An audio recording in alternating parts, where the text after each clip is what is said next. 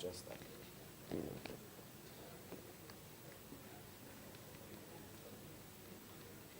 Good morning to our listeners and our viewers as well. DBS Radio, welcoming you to an outside broadcast on Victoria Street. So we are at the State House conference room to bring live coverage on both radio and on social media. Live coverage of the 27th meeting of the Council for Foreign and Community Relations, that's COFCOR.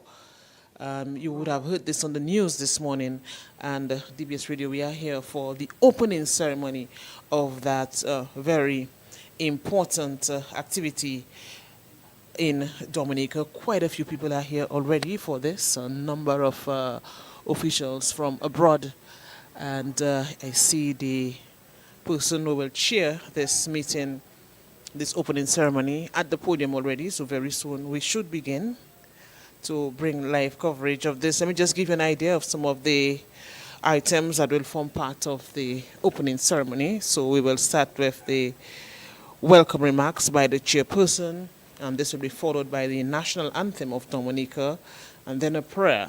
And then we will hear remarks from Dr. Carla Barnett. And Dr. Barnett, and as I speak, we go now to the podium. Well, the person who is chairing this is asking all the participants to take their seats. So Dr. Barnett, Dr. Carla Barnett, CBE, CARICOM Secretary General, she will give remarks very early at the opening ceremony. We'll also hear remarks from Senator, the Honorable Kamina Johnson-Smith, who is the Minister for Foreign Affairs and Foreign Trade, Jamaica. She's also the outgoing chair of the COFCOR. And we'll have remarks as well from Honorable Dr. Vince Henderson, who is the Minister with responsibility for Foreign Affairs, International Business, Trade and Energy. And he is also the incoming chair of the COFCOR.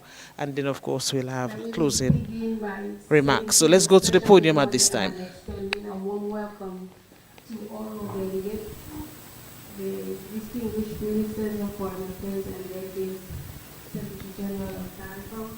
An extended invitation will be done by our honorable minister.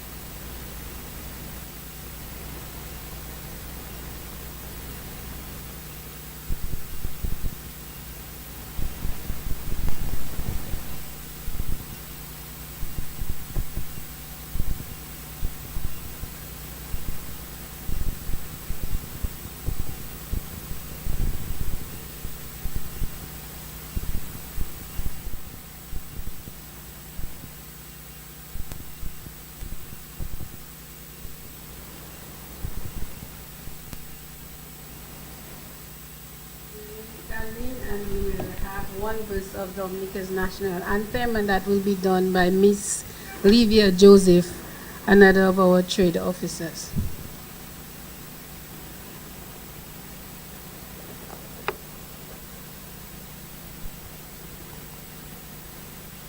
I love beauty, I love splendor, I'm too so sweet and fair. Oh, my surely gazing in wonder at thy gifts so rich and rare. Rivers, valleys, hills, and mountains, all these gifts we do extol.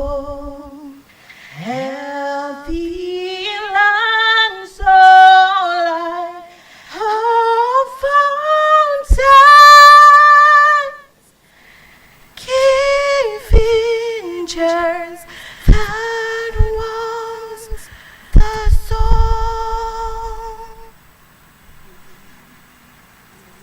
Thank you, Ms. Joseph. You may be seated.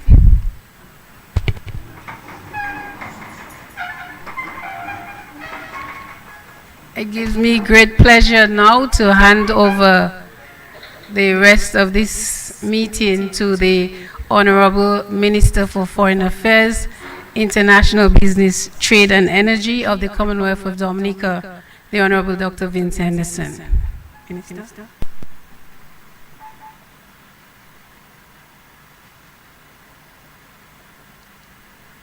Good morning, everyone. Man, that's what I expected. I worked so hard to ensure that you had a little rain this morning to start your day cool.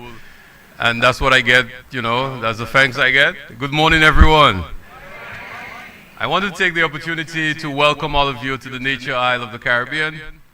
And of course, some of you have finally admitted, in fact, that is a name that we have earned, well deserved. And I want to thank you for joining us. We are happy that you are here with us in Dominica, and we look forward to ensuring that we have a productive 2 days. So I just wanted to get this out of the way. I want to take the opportunity as well to recognize the Secretary General of CARICOM, Dr. Carla Bannett, Foreign Minister of Jamaica, Senator the Honorable Kamina Johnson-Smith, all the ministers of foreign affairs and representatives of ministers of foreign affairs of the Caribbean community. I want to give you a special welcome to Dominica, and I know some of you it's your first time, so I want to give you a special welcome. And my friend from the land of many waters, it is? We say rivers in Dominica, but I think you say waters. Yeah, what is it? Ambassador Talbot, Judge, an old friend from our days in New York. A special welcome to you because you've attempted to come here several times, and you're finally here. So, welcome. I want to also recognize Minister Julian Defoe, Minister of State in the Ministry of the Blue and Green Economy, Agriculture and Fisheries. He's also a member of our delegation and will be with us for the 2 days. But I also want to recognize Honorable Roland Royer, the Minister of Agriculture, Fisheries, Blue and Green Economy, Food Security. I want to thank you, Minister, for joining us. Permanent secretaries who are here with us, thank you for being part of this opening ceremony.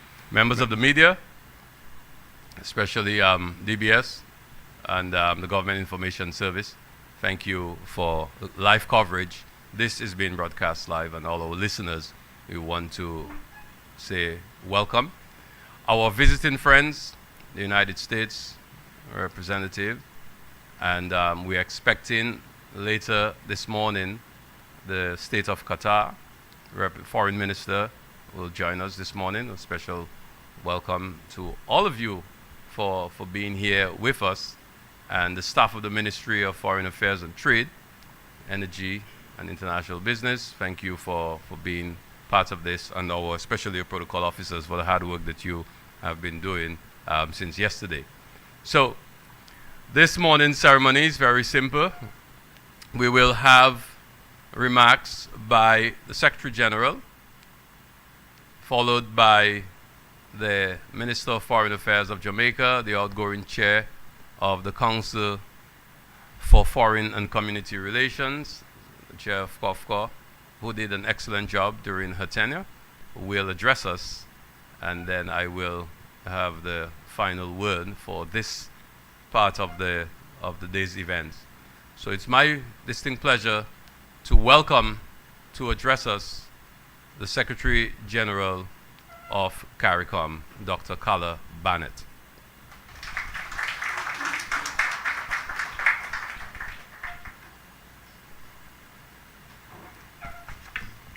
Good morning, everyone. I will accept the protocol as established by the Honorable Minister of Foreign Affairs, International Business, Trade and Energy of the Commonwealth of Dominica, and Chair of the Council for Foreign and Community Relations, distinguished delegates all, I am really very pleased to join you here in Roseau, Dominica, for the 27th meeting of the Council for Foreign and Community Relations. Chair, our sincere thanks to the government and people of the Commonwealth of Dominica for the generous hospitality and the excellent arrangements which have been put in place for this meeting. I also congratulate you, Minister Henderson, on assuming the chair of COFCOR. I am confident that under your leadership, the Council will advance its contributions to the sustainable development of the community and to our standing on the global stage. I also want to especially thank outgoing Chair, Senator the Honorable Kamina Johnson-Smith, Minister of Foreign Affairs and Foreign Trade of Jamaica, for her service to the community over the past year. Minister Smith, during your tenure, the community conducted multiple ministerial engagements with third states, including India, the United Kingdom, and South Africa, even as we responded to critical regional issues. Esteemed ministers, as you deliberate, the global context is increasingly challenged with threats to multilateralism, disregard for international law, and increased instability in many parts of the world. As small island and low-lying coastal developing states, we are more vulnerable to these international fluctuations, which continue to adversely affect our economies, environments, and societies. Mr. Chairman, over the next 2 days, this Council will engage in critical discussions, including on climate change, a reality which becomes even more critical as we approach the 2024 hurricane season. Regular hurricanes seriously set back our development efforts, undoing hard-won progress, such as when Hurricane Maria devastated Dominica. Our region bears the unfair burden of adapting to climate change, though we have made no significant contribution to it. Climate resilience cannot be realized without affordable resources necessary for infrastructural development. In our bilateral and joint engagements, we must continue as a collective to reinforce the urgency of reform of the global financial architecture, as proposed in the Bridgetown Initiative, to facilitate increased access to resources at costs that we can bear to address the impact of climate change on our economies and societies.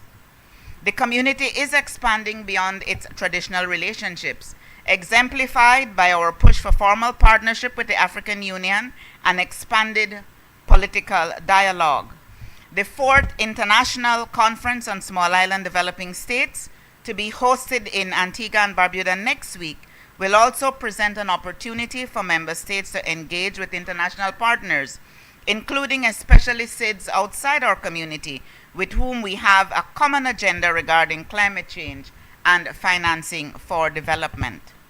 Honorable Ministers, the emerging non-traditional relationships, particularly between CARICOM and the Middle East, is one of great potential. The inaugural CARICOM Saudi Arabia Summit, co-chaired by Dominica in 2023, and several engagements with the United Arab Emirates are decisive steps towards establishing ties with the Middle East region. At this 27th meeting of the COFCOR, the Council will receive the State Minister for Foreign Affairs of Qatar. Upcoming engagements, including with senior officials and ministerial level meetings with Japan, India, Brazil, Canada, and the Republic of Korea, will all present opportunities to increase political dialogue and cooperation programs. CARICOM has been demonstrating its commitment to diplomacy, multilateralism, and the peaceful resolution of conflict on multiple occasions, such as our recent statements on the war in Gaza, and recognition now by all remaining member states of the State of Palestine. This commitment to diplomacy is integral to the reputation of integrity that CARICOM has established on the international stage. Undoubtedly, this reputation has in part propelled significant interest by third states in the Latin American and Caribbean region and beyond to deepen relations with CARICOM member states through associate membership of the community. With regard to the Office of the Permanent Observer to the United Nations, this Council will consider the urgent matter and chart a course to fill this role. In keeping with our commitment to uphold democratic traditions of our region, a significant number of elections are due next year in member states. Funding is needed to allow the community to undertake various electoral observation missions. We have already had advance notification from some of our members that this will be requested. Honorable Ministers, I am certain that the open and robust discussions necessary for foreign policy coordination will bear fruit and lead to actionable outcomes to advance our collective interests beyond our 50 years of existence, which we celebrate this year. Let us remain cognizant of what we can achieve together to enhance the development of our societies and the quality of life of the Caribbean, the people of the Caribbean community. I thank you very much, ladies and gentlemen.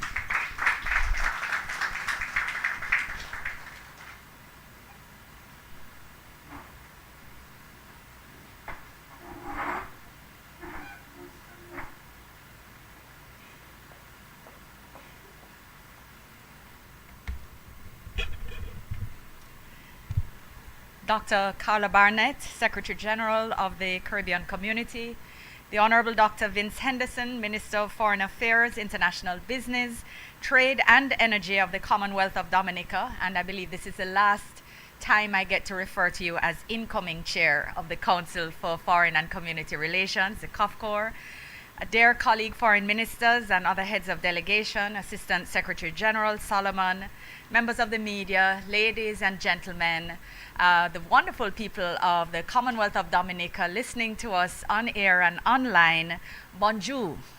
Good morning to you all. Yes, Vince has been doing his training.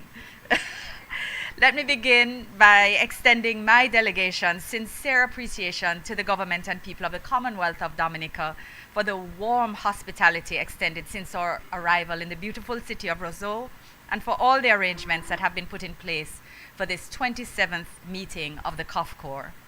It is indeed a pleasure to join you, Minister Henderson, in your beautiful Nature Isle as you assume the COFCOR chairmanship.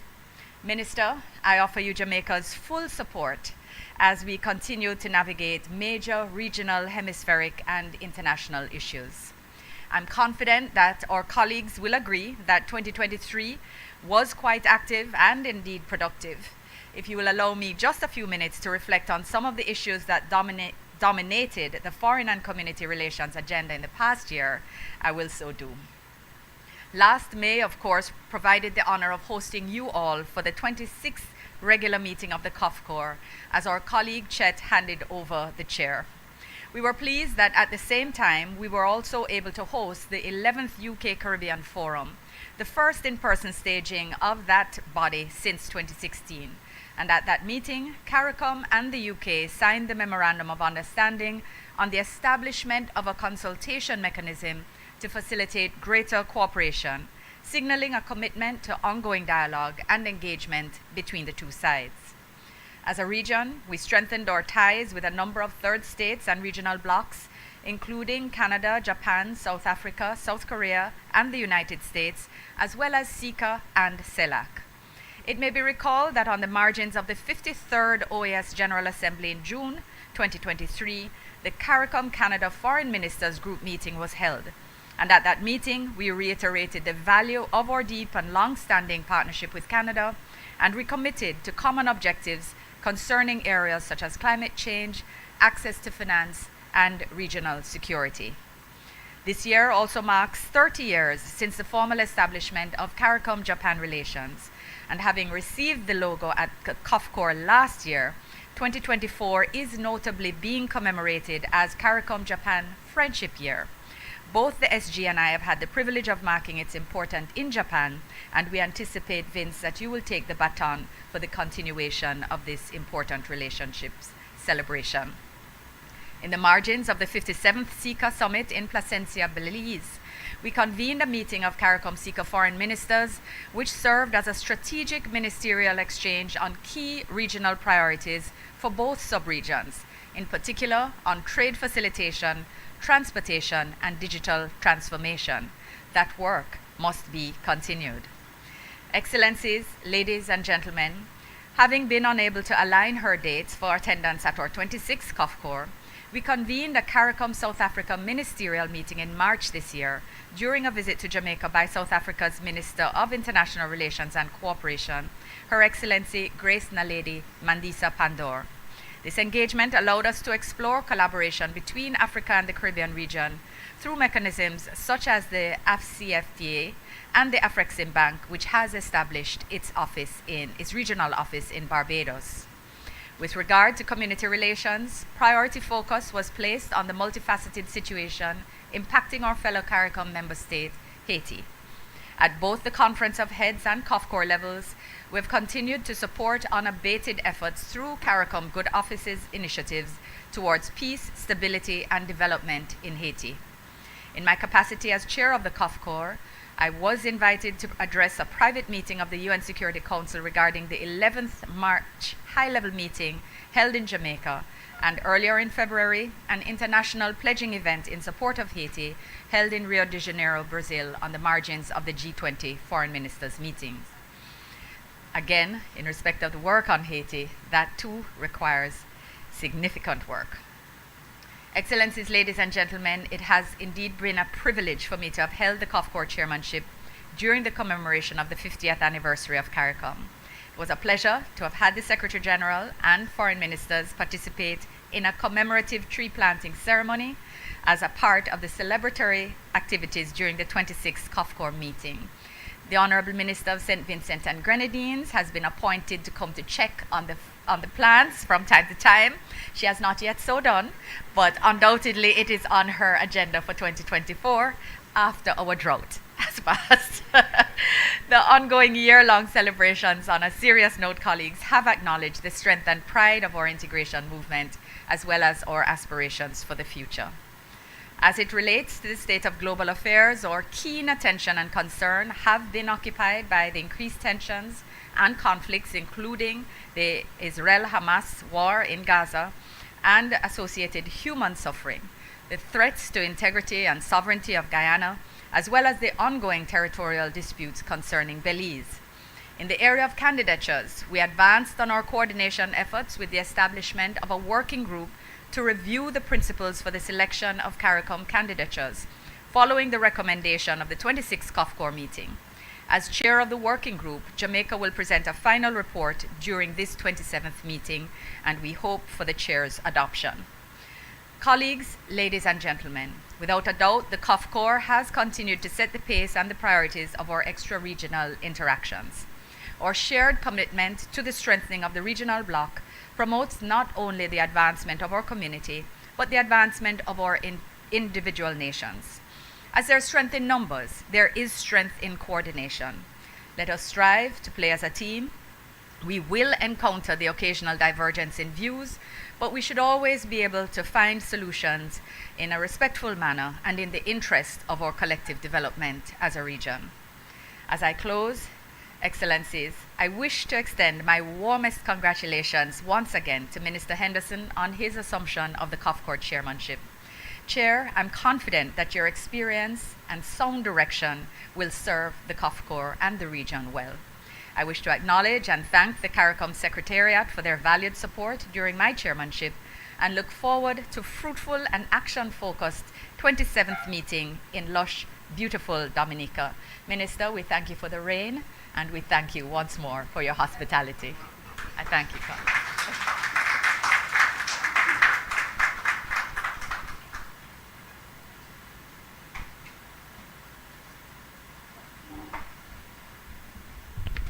Thank you, Minister Johnson Smith. And you're most welcome. We did, in fact, arrange also for an exciting landing for you. And I think you enjoyed that profusely. Let me just take the opportunity to acknowledge the presence of the Foreign Minister of Qatar and his delegation who've just joined us. Welcome. Well, colleagues, as the SG has made me very happy and so too have Minister Johnson Smith. We have already established a protocol. I want to get right into it. But let me begin by thanking Minister Johnson Smith for her leadership over the last year. Camilla has become a very good friend, and some people didn't expect us to be such good friends, knowing, our history. But we've worked well together, and it's always a pleasure working with you. We can always rely on your sound advice, leadership, and of course the fact that you're very proactive and committed to the work. We appreciate your dedication and leadership over the last year, and we look forward to that continued leadership to the COFCOR. Having passed over the chair is not getting you off the hook. We still expect you to take some serious leadership roles in foreign relations in CARICOM. But on the behalf of the government and people of the Commonwealth of Dominica, it is my distinct honor to welcome all of you to the nature island of the Caribbean. We are particularly delighted to host the 27th regular meeting of the Council for Foreign and Community Relations, and hope that amidst our productive discussions, you can experience some of our natural beauty. And yes, we'll be planting trees as well, Camila, and I suspect the tree I planted, I'm not sure if that thing growing, but I will check it out. Kaisel, you need to check that, Minister. You need to let me know. But we'll be planting some trees as well tomorrow, so we're looking forward to that. So we hope that you will have that opportunity to enjoy the Nature Isle. We also intend to take you on a trip to the site where we're developing a transformational project. That is our geothermal project. It's something that we're very proud of. It's been 20 years in the making, and it is something that we wish to share with you to see what the future will look like. As we gather here today, I am reminded of the profound strength that comes from unity. The action-oriented agenda before us reflects the complex realities of our times. Indeed, our region has had to navigate the evolving global landscape as we address pressing regional issues such as climate change, energy, food and nutrition security. In this regard, our collective voice and shared purpose are crucial as the COFCOR undertakes its work and provides policy guidance in advancing our shared vision and development goals. Colleague ministers, our increased engagement with emerging partners, such as those in the Middle East, and of course the presence of our friend from Qatar is a testament to that, underscores our enduring commitment to maximizing opportunities for the region's benefits. There is indeed great benefit in South-South cooperation. We still consider the Global South as a very important group of countries that we need to continue to engage. The invitation extended to the State of Qatar for engagement with the Council reflects our belief in multilateral cooperation and support of shared priorities. This follows on the inaugural CARICOM Saudi Arabia Summit held in Riyadh last November, headed by our Prime Minister, and the CARICOM Canada Summit in Ottawa just before that in October. As foreign ministers, we must promote an environment that enables increased opportunities for collaboration, cooperation, and strategic partnerships. Over the next 2 days, our deliberations will address several critical issues to build a more resilient and thriving community for all. I must say that your presence here in Dominica signifies a strong commitment to strengthening our community ties and collaboration, and I am appreciative of the fact that so many member states are here today. With the exception of Haiti, I think we have a full house. During our meeting, the Council will review important engagements with third states and will be briefed on plans to commemorate the 2024 CARICOM Japan Friendship Year. We will also receive details on the schedule for other technical level engagements due this year with Brazil, Canada, India, and Korea, which will chart our development cooperation with these states. Colleagues, The Council will continue to reflect on the geopolitical concerns directly affecting our sustainable development. We will receive updates on the associate membership applications of several third states in the region and also discuss the implications of enlargement as it relates to observers. Moreover, the COFCOR will also review upcoming international meetings of significance to our region, including the Commonwealth Heads of Government and the Summit of the Future that require our coordinated attention and the development of strong, unified positions. Among the breadth of issues demanding our attention is that of support for our sister nation of Haiti, including the good offices function of the Eminent Persons Group. On this, we are reminded of the meaningful progress yielded thus far and are encouraged to remain steadfast in our principled support. On hemispheric and multilateral matters, we will receive updates from the Caucus of Ambassadors in Washington, D.C., and permanent representatives to the United Nations in New York on pertinent issues before these bodies. Finally, there are community relations matters for COFCOR of critical importance. We will continue to advance discussions on the respective border issues involving member states as we continue to support the maintenance and preservation of their territorial integrity and sovereignty. Colleagues, I am looking forward to frank and robust discussions on the issues before us and over the upcoming year. It is my expectation that we will deliver tangible results for the benefit of our respective countries and peoples, results that provide a practical path to address our current challenges and facilitate long-lasting shared benefits through innovation, trade, and investment while deepening our ties. We are indeed living in very interesting times, although some say it's a curse to live in interesting times. But we are having to deal with so many issues that confront us.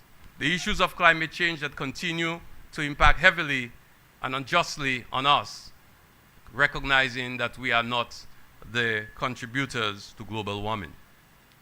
As we soon will be entering the hurricane season, we continue to remain vigilant. But we must continue to ensure that in our interaction with third states and with international organizations, that a very strong statement be made about climate justice and sustainable development. Building resilience, as we have found in Dominica, especially after the passage of Hurricane Maria, is very expensive.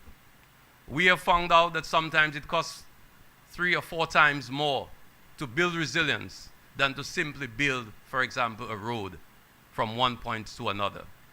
As we seek to transform from fossil fuel dependence to renewable energy, we are also finding that it is very expensive to pursue that transition. To facilitate the development of renewable energy, we are also finding out that it is even more expensive to build lines that connect and distribute power. We are now embarking on a very ambitious construction of new transmission systems, which will be partly underground and resilient above ground. And so, as our debt burden increases to build resilience, we are again faced by the threat of another hurricane season. We also have to struggle with the situation in Haiti, and we need to again call on our partners to more resolutely respond to the crisis in Haiti. We have seen over the years that CARICOM has played a very, very important role, and I want to recognize the leadership of Jamaica in that process. The Bahamas, for the role that you have played and continue to play in bringing together the international support for Haiti. But we must, with one united voice, send a strong message that more needs to be done for Haiti. And we must not be shy to make comparisons, as I believe they are only fair.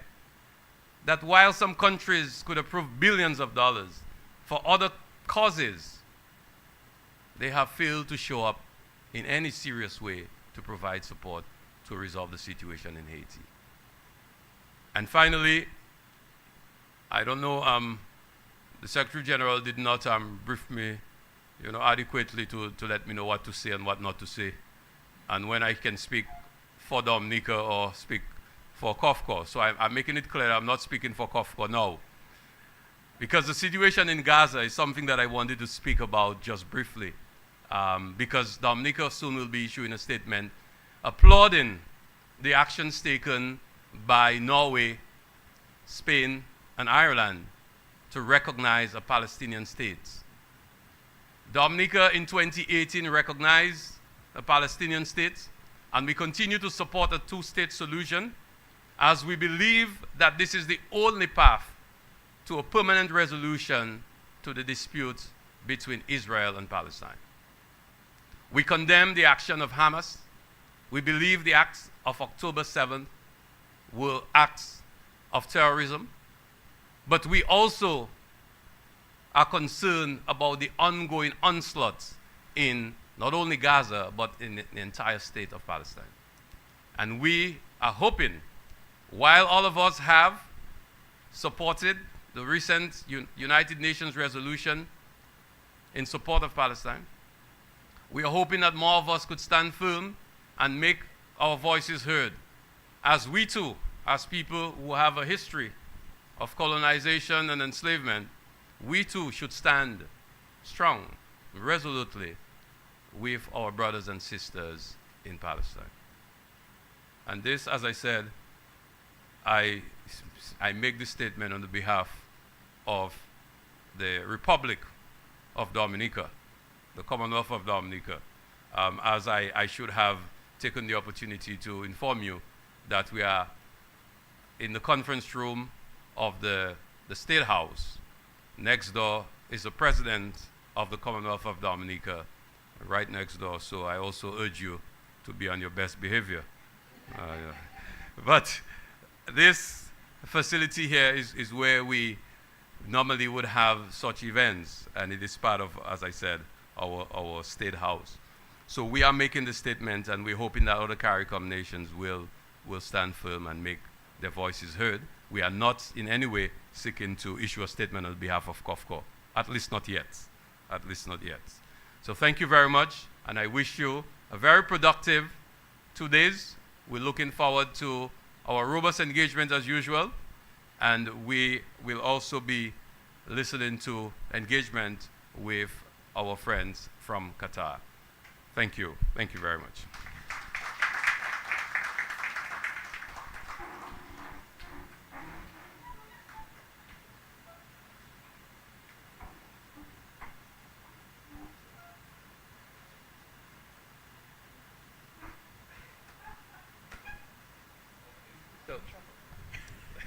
Thank you very much for that reminder. Let me just. Yeah, we need to move to.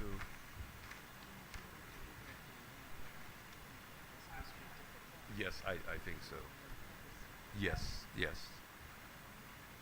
Ministers, colleagues, ambassadors, delegates, we will begin. We'll move right into, and we will suspend the usual formalities for now, because our Foreign Minister of Qatar has a flight to catch. I don't think it's he has the pressure that you had last night, but still he needs to depart at a time that will allow him to get to his next destination at a time he has already arranged. So we will use the opportunity, if you will allow me, please, to invite him to address us now, and then we will get back to, we'll resume our regular business. I think also we need to have a decision taken, so give me 1 sec to confer with the Secretary General.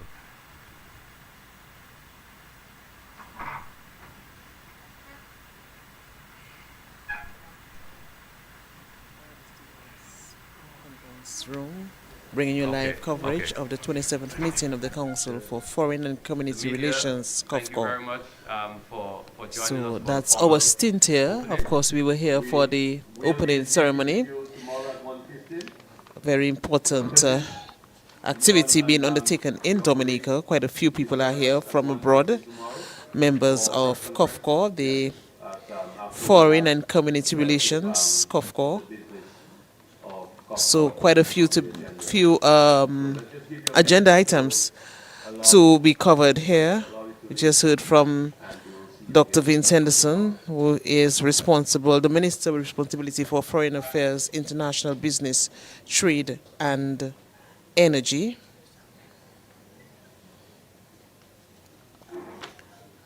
So DBS Radio, that's our stint here at the conference room. Of course, we'll cover some of it on our news as well.